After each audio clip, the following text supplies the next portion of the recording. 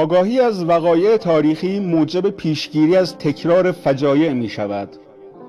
سیاستمداران و مورخان وابسته که با تعلق خاطر به منافع طبقاتی و استعماری و بی‌اعتنایی به انسان و رنجهایش وقایع ناگوار تاریخی را انکار یا توجیه می کنند و یا در قبال آنها دست به سکوت می زنند، انسانها را می فریبند و ابایی از تکرار فجایع ندارند. در منابع مختلف تاریخی از باج و خراج سنگینی که پادشاهان هخامنشی از زمان کوروش به بعد بر کشورهای تصرف شده و مردمان مغلوب تحمیل می کردند به تفصیل سخن رفته است. این خراجها شامل حجم کلانی از طلا، نقره، اسب و انواع اجناس و کالاها می شده است.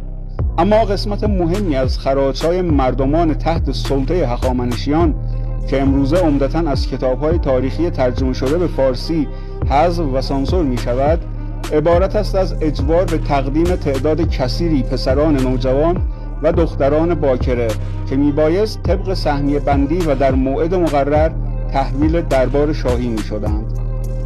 مورخان کلاسیک از جمله هرودوت و محققان معاصر از جمله دامدامایوف، لوکونین و کوک آوردند که کشور بابل که مغلوب تهاجم سپاه کوروش شده بود، موظف بود علاوه بر خراج نقدی سالانه که شامل 1000 تالان یعنی حدود 30,000 کیلوگرم نقره میشد، تعداد 500 نفر پسر نوجوان را نیز تحویل دربار پارسیان دهند.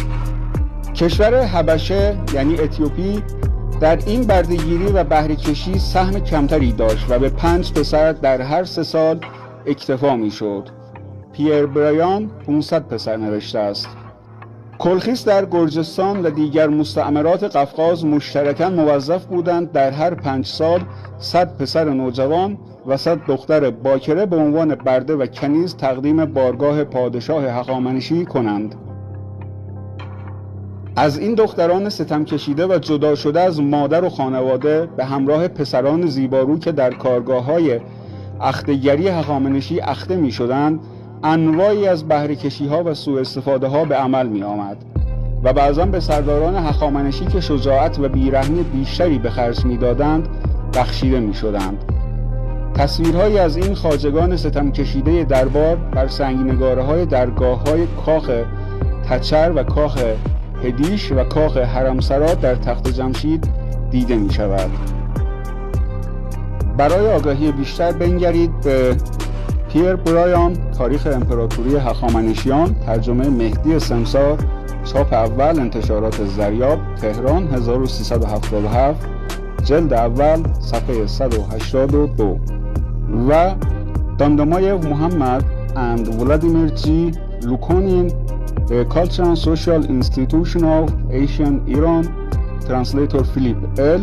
New York, Cambridge University Press, 2004 و کوک جان ام The Persian Empire, New York, Skokan Books, 1983, page 78 and 79